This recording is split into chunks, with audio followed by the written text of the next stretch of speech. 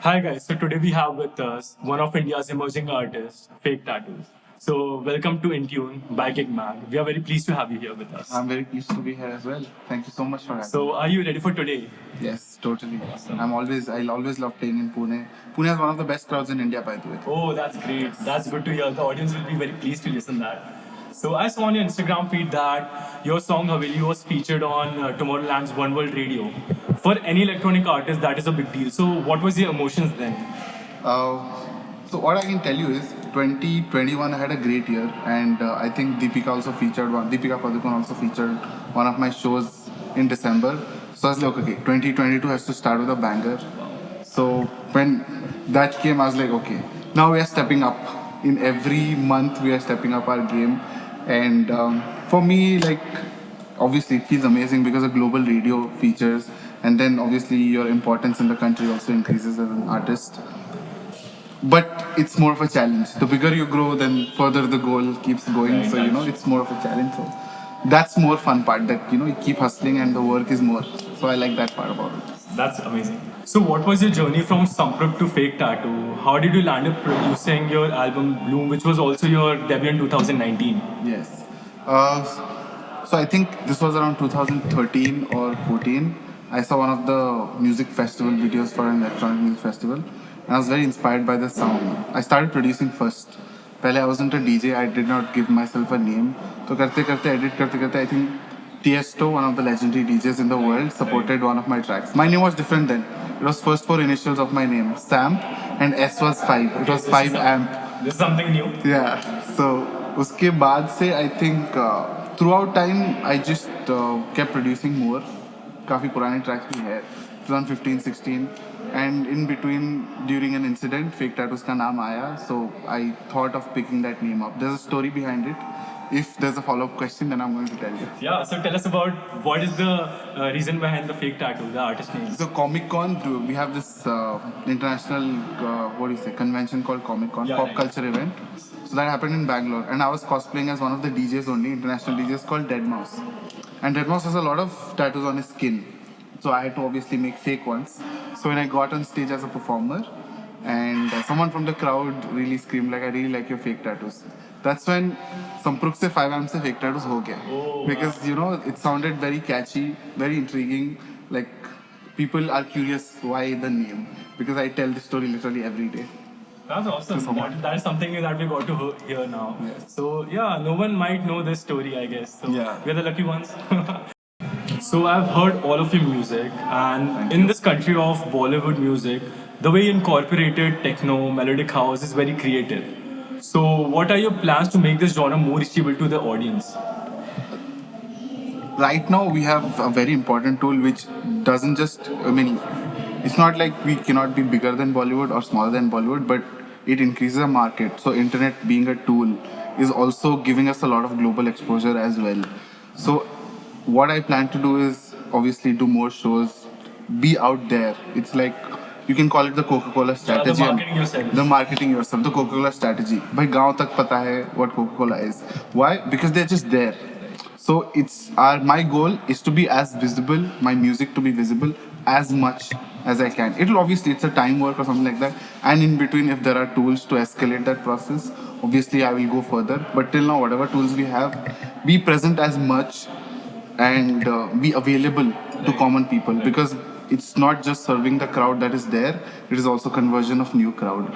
So that's very important to scale what I'm trying to do. Yeah, actually. So I also believe that because listening to your music, I felt that because you can be there because people don't know you. This is why we are doing this. We want people to know more about artists like you who can reach to bigger audience. And yeah, you're doing a great job by the way. Thank you so much. Yeah. So how did pandemic treat you? Because the world was at pause. Yet you released some great music. So was there any point in time when you felt like giving up? Not even once actually. Not even once I felt like That's giving up. really Yeah. good. In fact, I gave up my job. It was like full time. I was like, you know what? Now I'm going to do this. There is a small help there also that I got from the internet. I can tell you, which actually served and added to the marketing. Pandemic was obviously hard because there's no income as an artist. But that's when I decided, because one of my close friends, his name is Ajay, by the way. Hi Ajay. So he advised me that during this time, a lot of artists in community is going to give up. If you stay strong, by the time people are ready, you are also fully ready. So you have to be there. So I took his advice very seriously. And then I released obviously Dam Maro Dam. And after that I put out Satya and then obviously Maya. music. And obviously Maya, that literally changed the whole dynamic and booking circle for me. Like I got booked after Maya a lot. In terms of obviously not having funds, I did this since I knew marketing. Right. Even before releasing tons of music, I knew marketing well. So I offered my services on Fiverr. Right. It's a freelance website. So I offered Spotify marketing, Instagram marketing to like random musicians, and you put it up for $5, $10. I think in those 3 span I earned $864, which all of it went into marketing everything, and that's when my knowledge of internet helped me get out there. Actually, I was going to ask you that. Like, before DJing, what were you doing? Because personally, what I feel, as I said you that off the record, that you know how to sell your music. You know how to engage the audience through your music. Because in this country, we need a wide spectrum. क्योंकि इतना सारा है यहाँ पे. So what were you doing before DJing? So What before was it? DJing, I studied animation and film studies. Oh, wow. So I know a bit of branding. I did my design. So my logo is designed by me. My merchandise is designed. So the entire branding and selling it as a symbol is done by me.